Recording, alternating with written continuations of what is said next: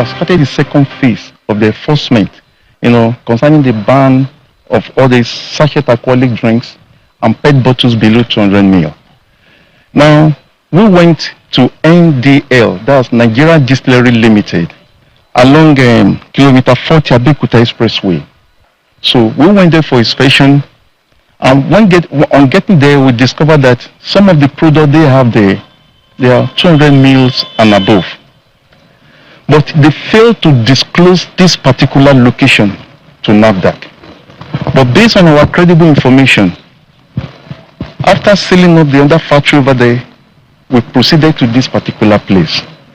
When we got here, what we saw here was mind-boggling, because the banned pack sizes that the government said no company should produce, we found everything here. From 100 ml, as you can see, gentlemen of the press, over there you can see that 100 ml bottles, they are here. Even we have packaging materials for sachet. When we came the other time, we saw the packaging material from the machine. I mean, we saw the already produced product, sachet, on the machine. So, to our greatest surprise, this place was not disclosed to us. We discovered this place ourselves. That's the reason why we came here for real enforcement activities.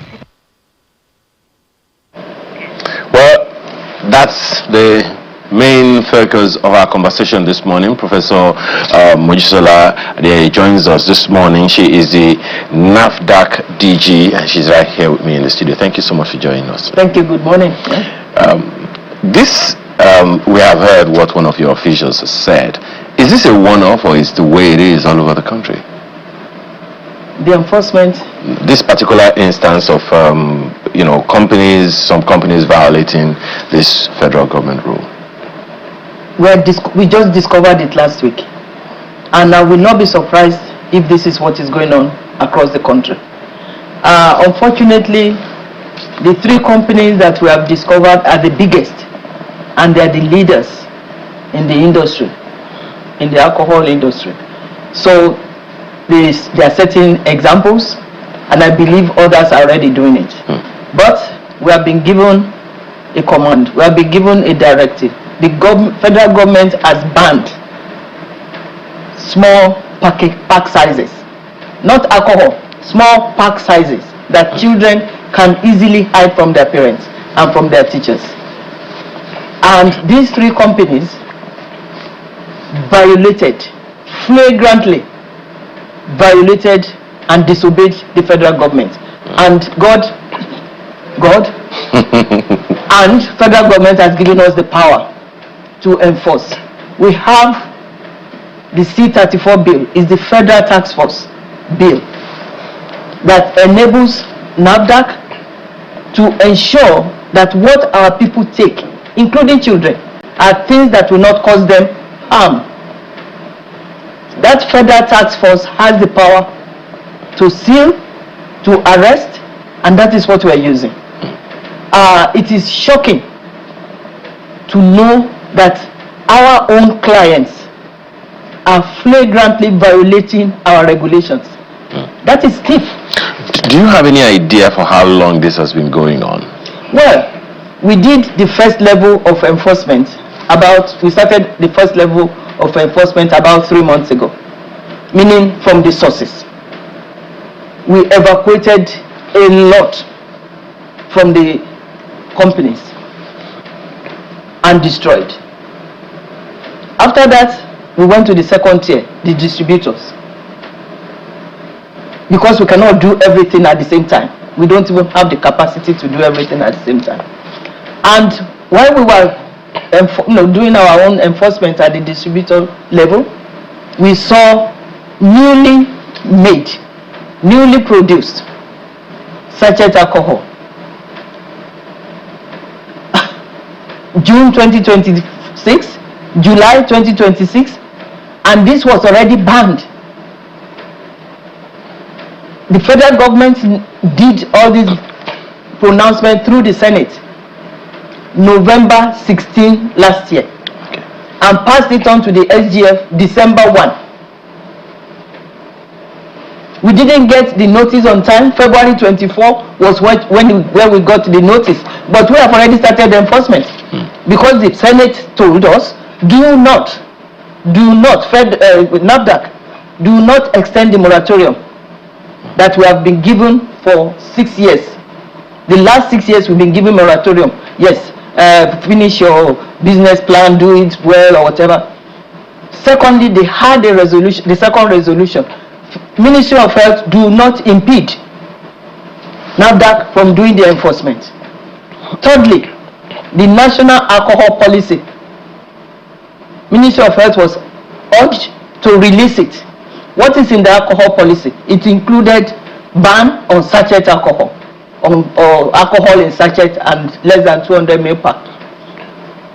Fourthly, the resolution of the Senate is National Orientation Agency should collaborate with us to go on the road for campaigning against alcohol in small pack sizes.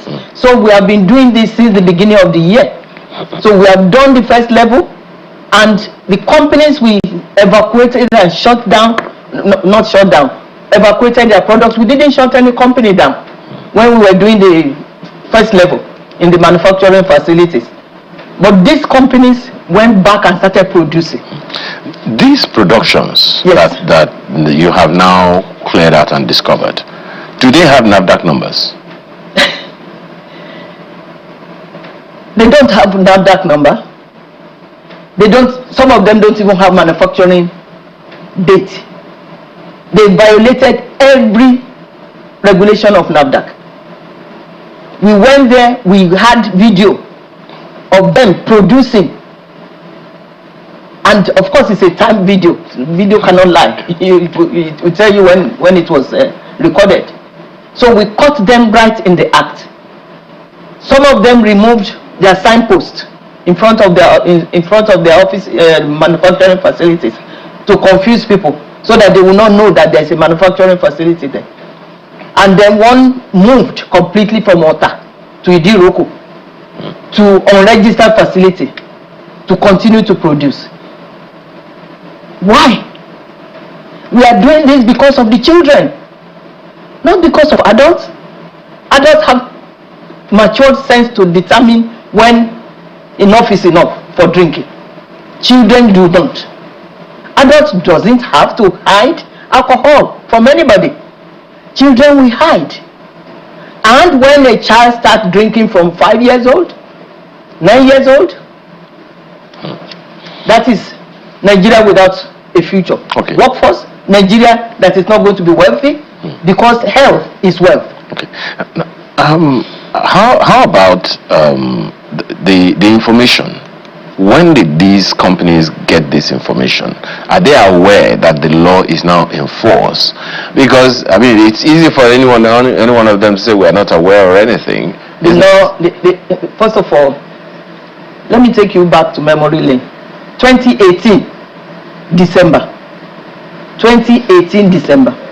DBAN, that is the distillery group, AFBTE, the food and beverage group, NAFDAC, FCCPC, all of us signed in the Ministry of Health that, okay, we will give you 5 years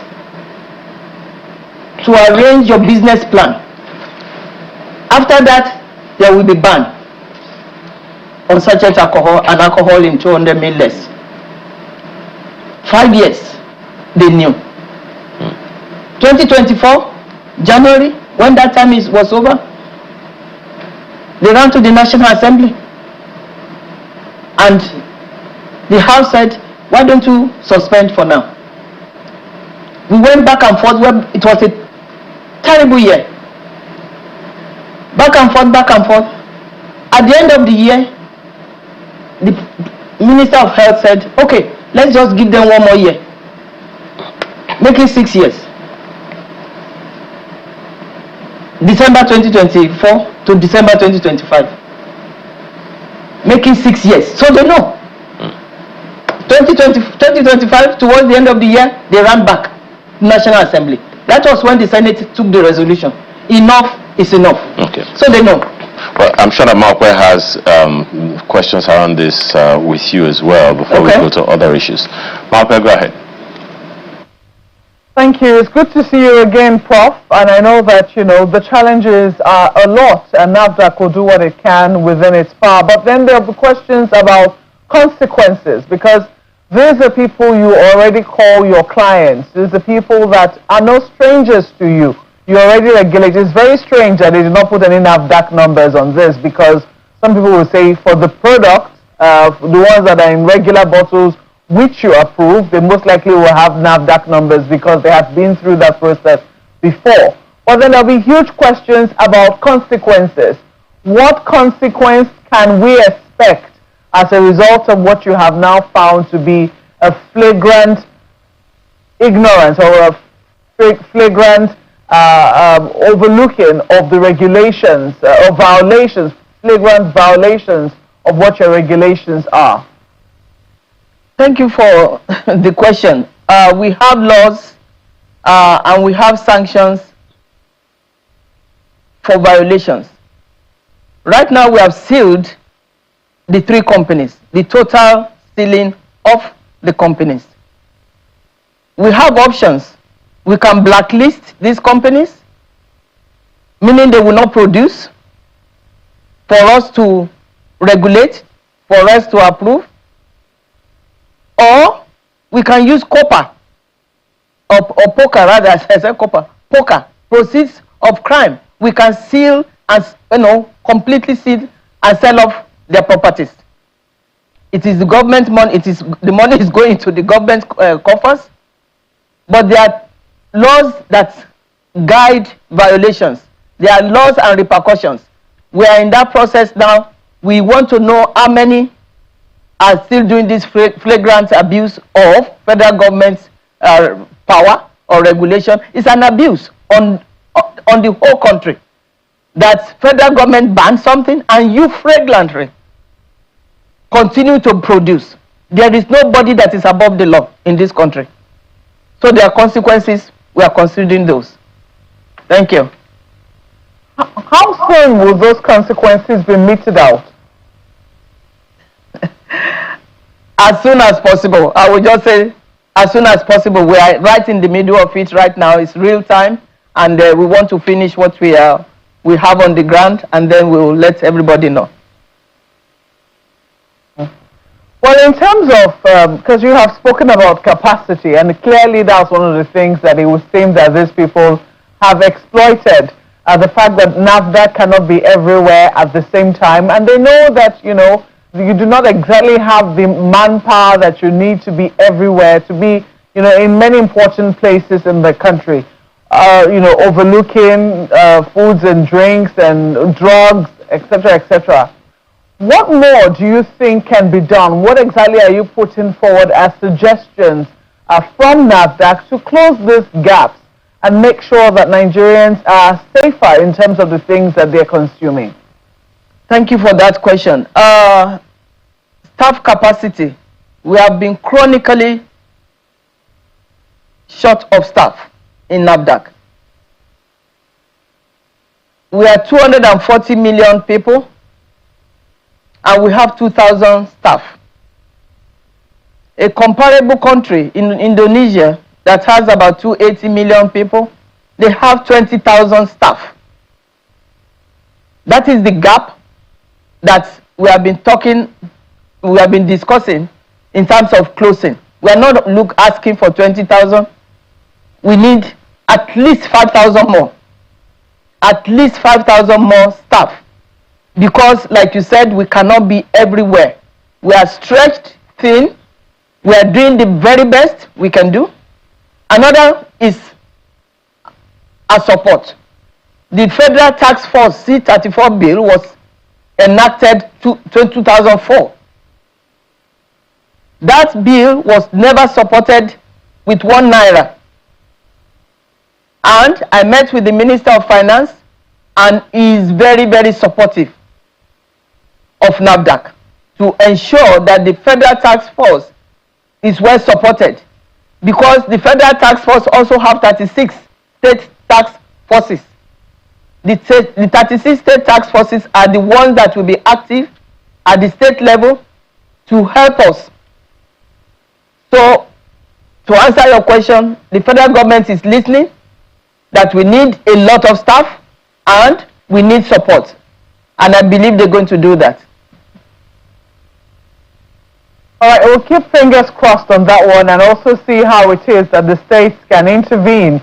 I do not know if perhaps the Nigeria Governors Forum or if any state governments have shown interest so far in collaborating with your agency. It'd be worthwhile to know if there are any states who are actively collaborating with you. But whilst we continue to hope that NAFDAC can clamp down on those who are doing bad things, what about those who are doing good things? People who are looking for, they want to make their products safe and they want that NAFDAC number to be able to certify. What we're hearing from a number of small businesses is that the costs remain high and the process remains painfully slow. Is there anything that NAFDAC is doing to make it more transparent and make it even more affordable for Nigerians who, especially small businesses, that are trying to make consumables able to afford getting a NAFDAC number? That is a very good point you are making. We are partners of traders. NAFDAC is a partner of traders. We are for trade. And I want to start with the MSMEs. We gave palliatives to MSMEs twice. We charge very little, 35,000 naira. We have not reviewed our tariff since 2020. We have not reviewed our tariff since 2020 because we want to make sure that the economic downturn has improved. But if an MSME goes to a consultant, the consultant will dupe them. And there have been a lot of cases where consultants dupe MSMEs. We charge very, very little. If you're an MSME, we're still going to take your product to the lab compared to the larger facility. But we normally do that. We beat the price, the cost down to improve, to make sure that our MSMEs thrives. So we are partners of trade. Looking at the bigger companies, and I will use the example of the pharmaceutical companies. In 2019, we started what is called 5+5. The products that we have been importing into the country that we can also produce. We give you 5 years to migrate for local manufacturing or to partner. That has changed the industry. We have decreased importation of products under those categories, 5+5 and ceiling list. We have decreased importation by 70%. We have saved our pharmaceutical industry from oblivion because of our policies. For the food industry, we are working on a policy now, we call it global listing. If the product can be produced in Nigeria, we will tell you, please, you're going to migrate or you partner with somebody that is making it. Because what we experienced during the pandemic, we don't want it to happen again. Where we were left hanging. And thank God for President Bola Ahmed Tinubu, who passed the executive order in 2024, giving incentives to pharmaceutical industry so that they will be more incentivized to do manufacturing, so to do local manufacturing. That has also helped. So we are partners of trade and we will continue to be partners of trade. We have digitized our systems to make it easier. And we know that it may be a little slower, but testing in the lab, you cannot rush it. Inspection, you cannot rush it based on our staff capacity. So we are supporters of trade. Personally, I was born into a family that loves trade. And I don't take trade lightly at all. Thank you. Ma'am, I'm just going to ask you one more question, which is what small businesses can expect. Because you have said you've digitized the process, you're trying to make it easier, you've put down subsidy for small businesses, you haven't changed your price. However, if they go to consultants, they could be duped, that consultants could dupe them. A number of them do opt for consultants because they believe that they might not be answered by the system otherwise. So what would you say to small businesses who are looking to this to get a NAFDAC number and who apply? From when they apply to when their product is eventually certified, how long can they typically expect that their checks will be conducted by NAFDAC? Again, that's a very good question or set of questions. For food, it takes 120 working days from the date you submit your application to when you get your NAFDAC number, if it is approved. 120 working days. Sometimes we don't enunciate that clearly to clients, and I've always told my staff, please let them know. Why is that so? Because we have limited capacity of staff. Secondly, when you apply, whether digital, of course digitally, it takes a while to process. Then we ask you, we are assuming you have facility where you are producing this. We have to go and inspect. We schedule the inspection. We take sample from your facility to the lab. To the lab, it takes about 60 days because it's a queue. We have thousands and thousands of products, especially MSMEs. Then, if there is a compliance directive, meaning we ask you to make this correction, that correction, you have to make it. Sometimes a client may take 3 months to respond based on one reason or the other. Sometimes people don't even look at their email. So that also may extend it to 120 days. But ordinarily, it's less than 120 days. It is because of those variances that we put it in 120 days. For food, for drug is 240 days. Because drug is a little more complicated.